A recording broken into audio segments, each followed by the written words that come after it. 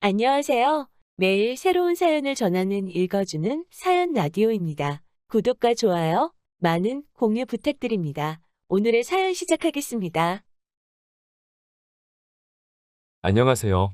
한겨울 텐마루에서 남자 둘이 아무 말도 하지 않고 눈물 콧물 다 쏟아내면서 울었던 이야기 해드리고 싶어요. 가벼운 마음으로 들어주세요. 저는 20대 후반의 남자예요. 사람들의 관심을 부담스러워하는 성격이라 어디 가서 제 이야기를 자주 하지는 않는 편인데 오늘은 제 이야기를 하고 싶네요. 저는 평범한 집안에서 태어났어요. 회사를 다니시던 아버지와 집에서 저와 동생 둘을 돌보던 어머니가 계셨습니다. 여동생과 남동생이 한 명씩 있었는데 정말 귀여웠어요. 그런데 제가 초등학교 5학년 때 제 인생은 송두리째 달라졌네요. 그날은 비가 많이 오던 일요일이었어요. 당시 저희 가족은 서울에 살고 있었는데 멀지 않은 곳에서 어머니 친척분의 결혼식이 있었지요. 지방에 살던 다른 친척들은 올라오기가 어려워서 저희 가족이 대표로 축하를 하러 가게 되었다고 들었어요. 일기예보와는 다르게 아침부터 비가 장대같이 쏟아지자 어머니는 아버지께 둘이서만 다녀오자고 하셨지만 어머니 친척분이 아이들도 오랜만에 보고 싶으니 꼭 데리고 오라고 성화를 부리시더래요. 그리고 그날 결혼식에서 돌아오는 길에 교통사고를 당하셨어요. 만취한 대학생들이 몰던 승용차가 부모님이 운전하시던 차를 들이받았고 그렇게 부모님의 차는 반파되어 부모님은 그 자리에서 돌아가셨어요. 덩치가 작았던 동생들도 응급실에 도착했지만 얼마 버티지 못하고 세상을 떠났고 저만 살아남았습니다. 말 그대로 천혜고아였지요. 부모님은 당시 사망보험도 없으셨기 때문에 제게 주어진 건 살던 집의 전세 보증금과 어머니가 들어두신 얼마의 적금이 다였다고 훗날 이모에게 들었습니다. 아무튼 그래도 다행스럽게도 외할아버지가 저를 거둬주시겠다 하셨어요. 초등학생이었던 저에게는 거액이나 다름없었던 보증금과 적금을 외할아버지께 맡기고 외할아버지가 사시던 부산으로 이사를 했어요. 초등학교 졸업을 1년 남기고 전학을 갔기 때문에 적응이 쉽지는 않았지만 그래도 이래저래 해내고 있었습니다. 그렇지만 중학교에 입학할 무렵 외할아버지는 급성 심근경색으로 갑자기 세상을 떠나셨어요. 외할아버지의 장례식장에 모인 친척들은 무신경하게 제 이야기를 하시더군요. 재수가 없는 애라서 주변 사람들이 다 불행해진다면서요. 부모도 잡아먹더니 할아버지도 잡아먹었다면서 앞으로 저를 어디로 보낼지 의논을 하더라고요. 당시 저는 될 대로 되라는 식이었습니다. 그저 고아원에만 버리지 말아줬으면 하는 마음이었달까요. 장례식이 끝나고 처음 간 곳은 이모의 집이었어요. 친척들 중에서 그래도 형편이 제일 낫다는 이유로 저를 도맡게 된 거지요. 당시에 이모부는 작은 사업을 하고 계셨거든요. 하지만 잘못된 보증으로 사업이 한순간에 망하게 되었고 그 이후로 이모부는 거의 알코올 중독자만큼 술에 취해 사셨어요. 이모와 이모부는 하루가 멀다하게 다투기 시작했고 전 그 두 분의 화풀이 대상이나 마찬가지였죠. 하루는 제 면전에다 대고 넌 부모 따라가지 왜 혼자 남아가지고 여러 사람 불편하게 하냐고 하시더군요. 그나마 이모는 그런 이모부에게 애한테 무슨 소리냐고 화를 내긴 했지만 결국 며칠 지나지 않아 이번엔 작은 아버지의 집으로 보내졌어요. 작은 아버지는 말수가 적으시고 무심한 성격이세요. 반면에 작은 어머니는 매사에 깐깐하시고 예민하신 분이셨어요. 그 집에는 저보다 2살 어린 여자아이가 있었고요. 그 애는 처음부터 저를 오빠라고 부르며 굉장히 잘 따르더라고요. 하지만 어느 날 우연히 방 안에서 새어나오는 작은 어머니와 여동생의 대화를 듣고 충격을 받았어요. 작은 어머니는 여동생에게 제가 어디를 만지거나 하지는 않았는지 이상한 걸 시키지는 않았는지 말도 안 되는 걸 추궁하고 계시더군요. 그때 고작 중학생이었던 저를 어떤 괴물로 보셨던 걸까요? 아무튼 그 대화를 듣고 나니 여기 계속 있다가는 말도 안 되는 누명이라도 쓰겠다 싶은 생각이 들더군요. 어렵사리 작은 아버지에게 다른 곳으로 가고 싶다고 말씀을 드렸더니 뭐 크게 반대하지 않고 알아보겠다 하셨어요. 그러곤 얼마 지나지 않아 이번엔 외삼촌 댁으로 갔어요. 외삼촌 부부는 좋은 분들이셨지만 그 집에는 이미 아이가 셋이었기 때문에 제가 버티고 있을 만한 상황이 못 되더라고요. 뭐 아무튼 어디에서도 환영받지 못하는 사람이었습니다. 어른들이 큰 소리를 낼 때면 나 때문에 그러나라는 생각이 가장 먼저 들었기 때문에 하루도 마음 편히 지내지 못했던 것 같아요. 저는 그렇게 부산에서 안양으로, 다시 안양에서 청주로 계속해서 이사를 다녀야만 했어요. 말 그대로 친척집을 전전하며 살았네요. 덕분에 전학 또 전학의 연속이었고 어느 학교에서도 제대로 친구 한 명 사귀기가 어려웠어요. 하지만 그러는 동안에도 성적은 전교 1등을 놓쳐본 적이 없습니다. 집에는 들어가기 싫고 돈이 없으니 달리 갈 곳도 없었기 때문에 도서관에서 살다시피 시간을 보냈거든요.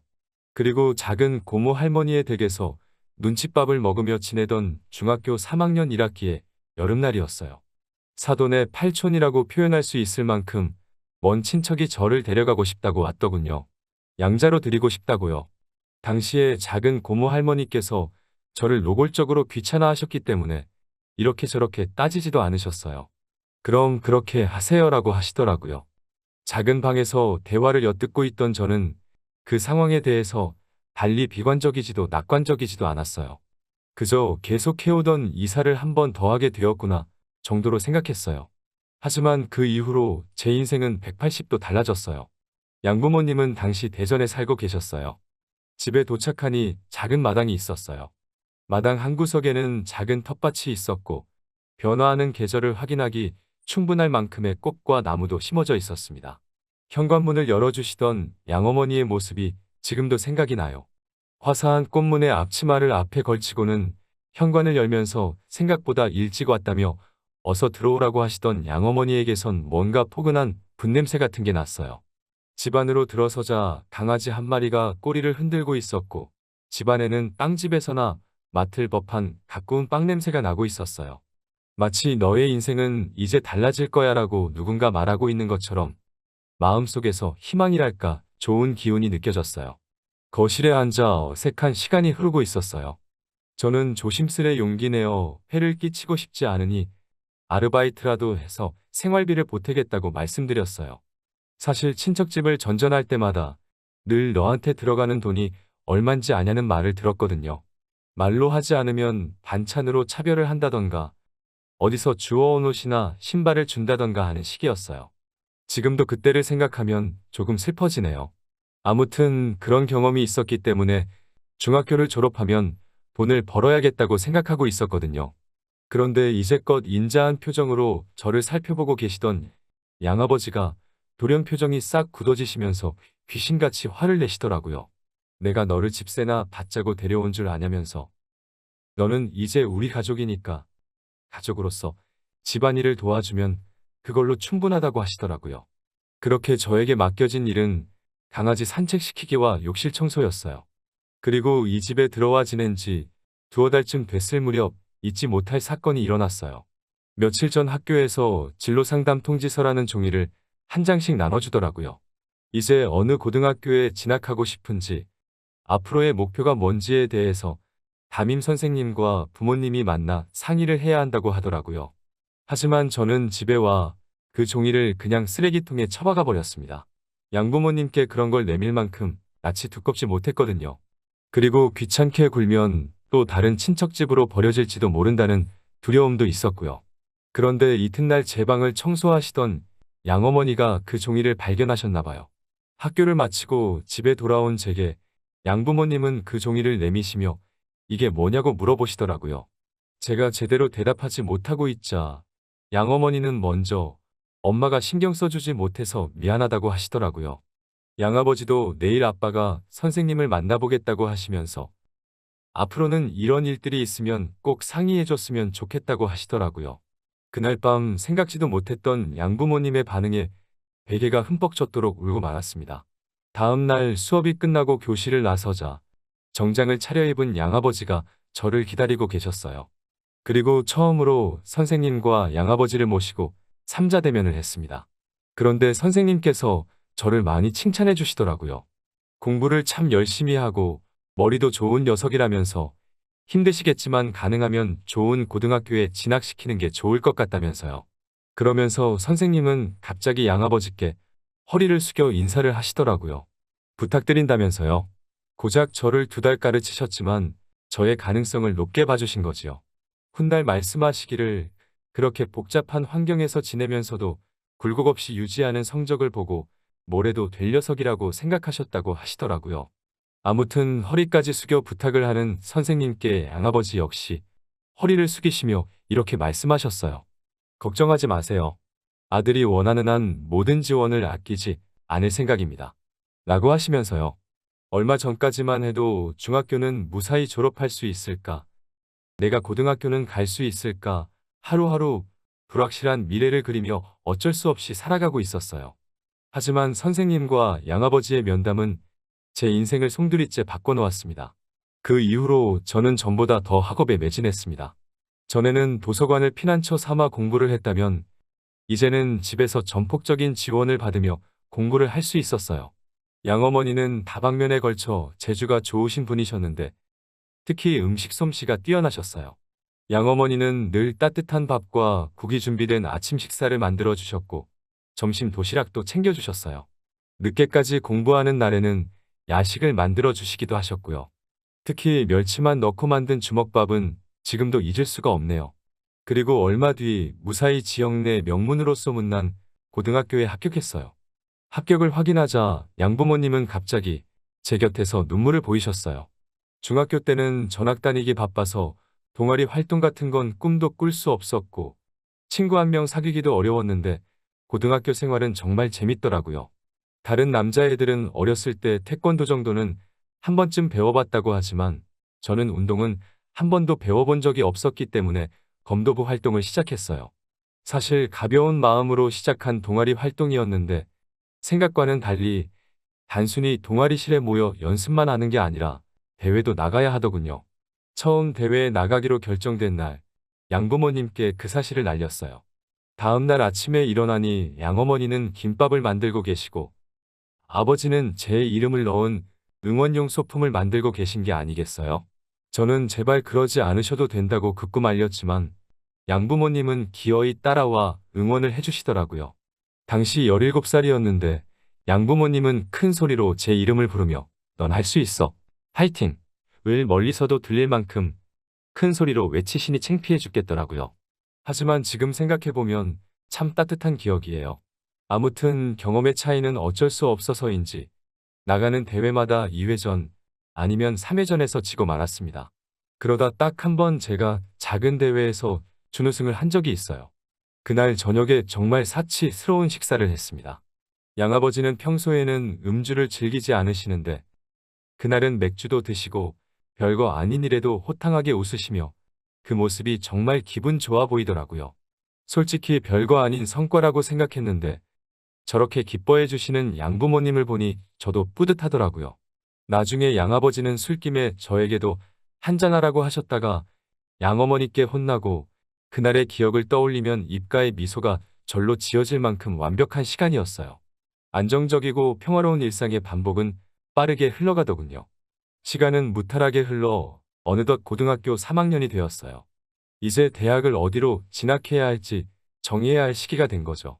하지만 사실 저는 고등학교에 진학하면서부터 오직 서울대 법대만을 목표로 두고 있었어요.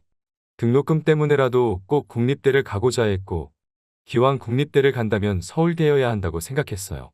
양어머니는 사립도 괜찮으니 부담 갖지 말라고 하셨지만 저는 서울대 법대에 무난하게 합격했습니다. 합격을 확인한 후 중학교 3학년 때 저를 믿어주셨던 담임 선생님께 오랜만에 연락을 드렸어요. 서울대 법대에 합격했다고 그때 믿어주셔서 감사하다고 말씀드리니 오열하시더라고요. 왜 내 주변에는 다 나를 미워하는 어른들밖에 없을까 생각하고 세상을 원망하던 무렵 선생님을 만나 제 인생이 달라졌다고 말씀드렸어요. 어디선가 선생님께서 제 사연을 듣게 되신다면 다시 한번 말씀드리고 싶어요. 정말 존경하고 감사드립니다. 대학교는 정말 신세계였어요. 하지만 당시 저는 하루빨리 사법고시를 통과하는 게 목표였기 때문에 한눈 팔 틈이 없었어요. 그런 저를 보면서 양부모님은 그동안 열심히 노력했으니 1학년은 좀 가벼운 마음으로 보내도 괜찮다고 하시더라고요. 공부도 좋지만 노는 것도 중요하다고 말씀하시면서요. 여자친구도 사귀어서 집에 좀 데리고 오라고 하시고요. 그런데 제가 2학년이 되고 얼마 지나지 않아 너무나 슬프고 충격적인 일이 벌어졌습니다. 갑자기 양어머니가 쓰러지신 겁니다. 양어머니의 병명은 위암이었습니다. 평소에도 잦은 소화불량으로 고생하신 건 알고 있었지만 그때마다 대수롭지 않게 여기셨나 봐요. 그런데 얼마 전부터는 구토도 나오고 가슴 통증도 느껴져서 병원을 예약해 두신 상태였다고 해요. 의사 말로는 이미 손 쓸 도리가 없을 만큼 진행된 상태라 지켜보는 것 말고는 할 수 있는 일이 없다고 하더군요. 이튿날 눈을 뜨신 양어머니는 저를 보고 제일 먼저 하시는 말씀이 너무 무리해서 공부하지 말라는 거였어요. 곧이어 양어머니는 자기가 왜 이러냐고 양아버지께 물어보셨어요. 양아버지는 양어머니께 병명을 말씀해 주셨고 양어머니는 큰 충격을 받으신 것 같으셨어요. 사실 그때 양아버지와 양어머니의 모습을 어떻게 글로 묘사해야 할지 모르겠어요. 드라마나 영화에서처럼 울며불며 살려달라고 하시는 것도 아니었고 뭐랄까 어떻게 표현해야 할지 모르겠네요. 그때가 오전 11시쯤이라 커튼 사이로 햇살이 들어오고 있었는데 그게 눈부셔서였을까요? 저도 모르게 눈물을 흘렸고 저희 셋은 서로 끌어안고 한참을 있었습니다. 그래도 어떻게든 좀 더 오래 머물러 주실 줄 알았는데 두어 달 뒤 양어머니는 결국 세상을 떠나셨어요. 자는 동안 토사물이 기도를 막아서 천천히 질식사하셨다고 하더라고요. 그때 전 양어머니가 누워 계시던 침대 바로 옆에 있는 소파에서 자고 있었어요. 정말 스스로가 한심하고 멍청하게 느껴져서 견딜 수가 없었어요. 나란 인간은 어떻게 된 모양이라 사람이 옆에서 죽어가는데 잠이나 잘 수 있는 건가라는 생각이 들자 스스로 모멸감이 들더라고요. 가슴이 찢어질 듯 괴롭고 양아버지를 대할 면목이 없었습니다. 곧이어 양어머니의 장례식장에는 친척들이 모였습니다. 모처럼 만난 친척들이었지만 하나도 반가울 것 없는 사이였어요. 그리고 외할아버지가 돌아가셨을 때처럼 또 그들은 무신경하게 제 이야기를 시작하더라고요. 결국 이 집도 저 녀석 때문에 불행해졌다면서요. 저주받은 인간이라면서 사회에서 격리를 시켜야 한다는 말을 아무렇지도 않게 내뱉고 있더군요. 살아야 할 사람은 떠나고 저런 애는 지독하게 살아남는다는 악담에 가까운 그런 말을 들으면서도 전 한마디도 하지 못하고 있었습니다. 그런데 갑자기 양아버지가 장례식장에 떠나가리만치 소리를 치시며 내 자식 욕하는 새끼는 어떤 새끼냐고 다목을 비틀어버리겠다고 고함을 치시더라고요. 그딴 소리 짓거릴 거면 여기서 당장 꺼지라며 분통을 터뜨리셨어요. 그러자 이내 정막이 찾아왔어요. 양아버지는 제 손을 꼭 쥐시며 화장실 가서 귀를 닫고 오라고 더러운 소리를 들었으니까 씻어내버리라고 하시더라고요. 장례식이 끝나고 며칠 뒤였어요. 양아버지가 마당을 보고 계시더라고요. 양어머니 말고는 마당을 손질하는 사람이 없었기 때문인지 몇 달 새 엉망이 되어 있었어요. 왠지 양아버지의 어깨마저 작아 보이더라고요. 양아버지에게 말을 걸려는 순간 양아버지가 작은 소리로 무언가 말씀하고 계신 걸 알았어요. 잘 들어보니 고생했어라고 말씀하고 계시더라고요. 생전에 양어머니와 양아버지는 정말 다정한 부부셨기에 그 마음이 얼마나 아플지 감히 가늠조차 알 수 없었어요. 저는 양아버지 앞에 무릎을 꿇고 빌었습니다. 옆에서 자면서도 양어머니가 돌아가시는 걸 눈치채지 못해서 정말 죄송하다고 몇 번이고 빌었습니다. 정말 죄송하다고요. 그러자 양아버지가 제 멱살을 잡고 끌어올려 세우면서 나는 너의 뭐냐고 소리를 치시더라고요. 나는 너한테 뭐였냐면서 도대체 왜 사과를 하는 거냐고 울분을 토하시더군요. 저는 숨겨왔던 진심을 용기 내 고백했습니다. 아버지라고요? 양아버지가 아니고 그냥 나의 아버지시라고요. 아버지 죄송합니다. 죄송합니다 아버지. 아고 연신 울어대며 아버지라고 몇 번이고 불러드렸어요. 그러자 그 순간 아버지는 갑자기 눈물을 보이시고 저도 눈물이 흐르기 시작했어요. 둘이서 끌어안고 한참을 그렇게 울었습니다. 아버지는 저에게 다음에는 양어머니에게도 꼭 말해달라고 하시더라고요. 그리고 이렇게 떠나신 어머니께 인사를 드려봅니다. 죄송합니다. 아프신 걸 진작에 알아차리지 못해서 죄송합니다. 가시는 날 바로 옆에 있었는데도 눈치채지 못해서 정말 죄송합니다. 용기가 없어서 죄송합니다. 어머니라고 불러드리고 싶었어요. 정말 부르고 싶었지만 무서워서 부를 수가 없었습니다. 병실에서 잠들어 계신 어머니를 불렀는데 대답이 없으면 어쩌지라고 생각하니 입을 떼기가 어려웠습니다. 그러다 한번 몰래 어머니라고 불렀었어요. 지금 생각해보면 살아계셨을 때 불렀어야 하는데 후회가 됩니다. 정말 죄송합니다. 그리고 사랑합니다. 갈 곳 없는 저를 거두어 이렇게 잘할 수 있도록 사랑과 행복을 나누어 주셔서 정말 감사합니다. 어머니가 만들어 주셨던 주먹밥이 정말 좋았습니다. 집에서 먹던 따뜻한 밥이 그립고 어머니의 계란말이가 정말 그립습니다. 오늘의 사연은 여기까지입니다. 사랑하는 가족들에게 하고 싶은 이야기가 있다면 너무 늦기 전에 해보시는 건 어떨까요? 긴 사연 들어주셔서 감사합니다. 긴 이야기 들어주셔서 감사합니다. 오늘의 사연은 여기까지입니다. 구독과 좋아요, 알람 설정해 주시면 앞으로 더 좋은 사연으로 찾아오겠습니다. 감사합니다.